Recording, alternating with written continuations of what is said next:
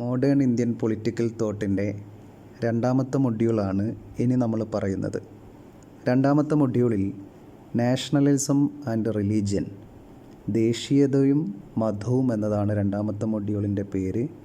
അതിൽ മൂന്നാളെക്കുറിച്ചാണ് പഠിക്കാനുള്ളത്. ഒന്ന് വി.ഡി. സവർക്കർ, മറ്റൊന്ന് മുഹമ്മദ് അലി ജിന്ന, മറ്റൊന്ന് രവീന്ദ്രനാഥ ടാഗോർ. ഇവരെക്കുറിച്ചാണ് നമുക്ക് ഈ മൊഡ്യൂളിൽ പഠിക്കാനുള്ളത്. ആദ്യമായിട്ട് നമുക്ക് വി.ഡി. സവർക്കറെ കുറിച്ചാണ് നോക്കുന്നത്. ഹിന്ദു ദേശീയതയുടെ അടിസ്ഥാനത്തിലുള്ള കൾച്ചറൽ നാഷണാലിസത്തിൻ്റെ വക്താവായിരുന്നു സവർക്കർ.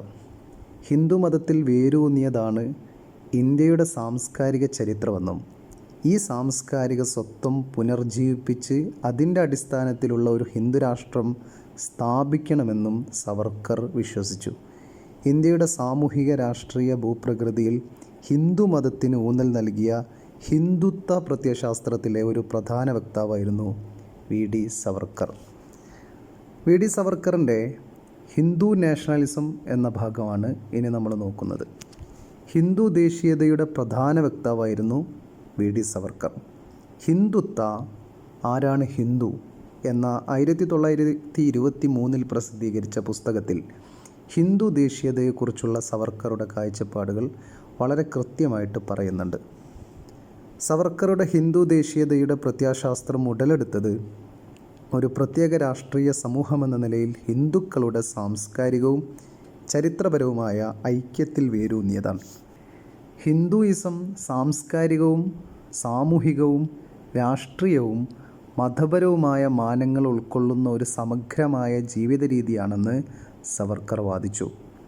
ഇന്ത്യൻ ഉപഭൂഖണ്ഡത്തിൻ്റെ അവകാശികൾ ഹിന്ദുക്കൾ മാത്രമാണെന്നും ഇന്ത്യയുടെ ദേശീയ സ്വത്വം അതിൻ്റെ പുരാതന ഹിന്ദു നാഗരികതയിൽ വേരൂന്നിയതാണെന്നും സവർക്കർ പറഞ്ഞു.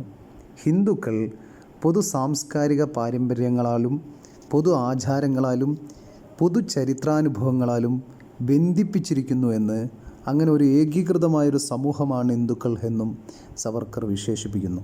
ഇതാണ് സവർക്കറുടെ ഹിന്ദു ദേശീയതയുടെ പ്രത്യയശാസ്ത്രത്തിൻ്റെ കേന്ദ്രബിന്ദു. ഹിന്ദു സമൂഹം ഒരു പൊതു സംസ്കാരത്തിലും ഒരു പൊതു ആചാരങ്ങളിലും പൊതു ചരിത്രാനുഭവത്താലും ബന്ധപ്പെട്ടിരിക്കുന്ന ഒരു ഏകീകൃത സമൂഹമാണ് എന്നതാണ് സവർക്കറിൻ്റെ ഹിന്ദു ദേശീയതയുടെ പ്രത്യയശാസ്ത്രത്തിൻ്റെ കേന്ദ്രബിന്ദു. സവർക്കറുടെ പ്രത്യയശാസ്ത്രത്തിനും ഒരു പ്രാദേശിക മാനമുണ്ടായിരുന്നു. അത് ഹിമാലയം മുതൽ ഇന്ത്യ മഹാസമുദ്രം വരെയുള്ള ഇന്ത്യയുടെ ഭൂമിശാസ്ത്രപരമായ അതിരുകൾ അഖണ്ഡ ഭാരതമെന്നും അത് ഹിന്ദുക്കളുടെ പുണ്യഭൂമിയാണെന്നുമുള്ള സവർക്കറുടെ പ്രത്യയശാസ്ത്രത്തിൻ്റെ ഈ പ്രാദേശിക മാനം, അതായിരുന്നു ഈ അഖണ്ഡ ഭാരതം. ഈ ഇന്ത്യ മഹാസമുദ്രം മുതൽ ഹിമാലയം വരെ നീണ്ടുകിടക്കുന്ന ഈ ഭൂപ്രദേശം അത് ഹിന്ദുക്കളുടെ പുണ്യഭൂമിയാണെന്നും അതുകൊണ്ട് തന്നെ അഖണ്ഡ ഭാരതമാണെന്നും ഒക്കെയുള്ളതായിരുന്നു സവർക്കറുടെ പ്രത്യയശാസ്ത്രത്തിൻ്റെ പ്രാദേശിക മാനം എന്ന് പറയുന്നത്. ചരിത്രത്തെക്കുറിച്ചുള്ള തൻ്റെ വ്യാഖ്യാനത്തിൽ സവർക്കർ പുരാതന ഹിന്ദു നാഗരികതയെ വാനോളം മഹത്വപ്പെടുത്തുന്നുണ്ട്.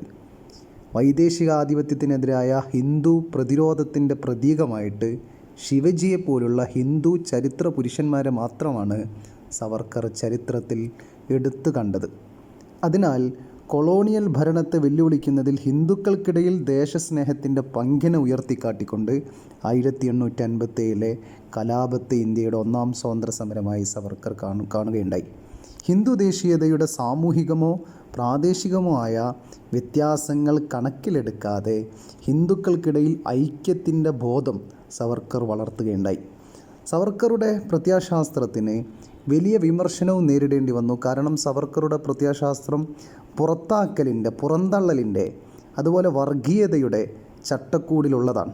കാരണം പുറന്തള്ളൽ എന്ന് പറയുന്നത് ഹിന്ദുക്കളല്ലാത്ത മനുഷ്യരെ പുറന്തള്ളും, അതുപോലെ വർഗീയമായിട്ടുള്ളതുമാണ് ഈ സവർക്കറുടെ പ്രത്യയശാസ്ത്രം എന്ന വിമർശനം ഉണ്ടായി. ഇത് ഇന്ത്യക്കാർക്കിടയിൽ വർഗീയ സംഘർഷങ്ങൾ വളർത്തുന്നതിനും മതപരവും സാംസ്കാരികവുമായ ന്യൂനപക്ഷങ്ങളെ പാർശ്വവൽക്കരിക്കുന്നതിനും കാരണമാകുമെന്ന് അക്കാലത്ത് വലിയ ദേശീയ നേതാക്കൾ ചൂണ്ടിക്കാട്ടി. ഏതായാലും ദേശീയതാ പ്രത്യയശാസ്ത്രത്തിൽ സവർക്കറുടെ ഈ ആശയങ്ങൾ വലിയ സ്വാധീനമായിട്ട് തുടരുന്നു. സവർക്കറുടെ ഈ ആശയങ്ങൾക്ക് ഇന്നത്തെ ഇന്ത്യൻ സാഹചര്യത്തിൽ വലിയ സ്വാധീനമാണ് ഉണ്ടായിക്കൊണ്ടിരിക്കുന്നത്. അതൊരു വലിയ സ്വാധീനമായി മാറിയിരിക്കുന്നു. ഹിന്ദുത്വ രാഷ്ട്രീയത്തിൻ്റെ പരമാചാര്യനായിട്ട് വി.ഡി. സവർക്കർ നിലനിൽക്കുന്നു. ഗാന്ധിയെ കൊന്ന കേസിൽ 7ാമത്തെ പ്രതി കൂടിയാണ് വി.ഡി. സവർക്കർ എന്ന് വാക്കുകൂടി ഞാനിവിടെ കൂട്ടിച്ചേർക്കുന്നു. ഓക്കെ.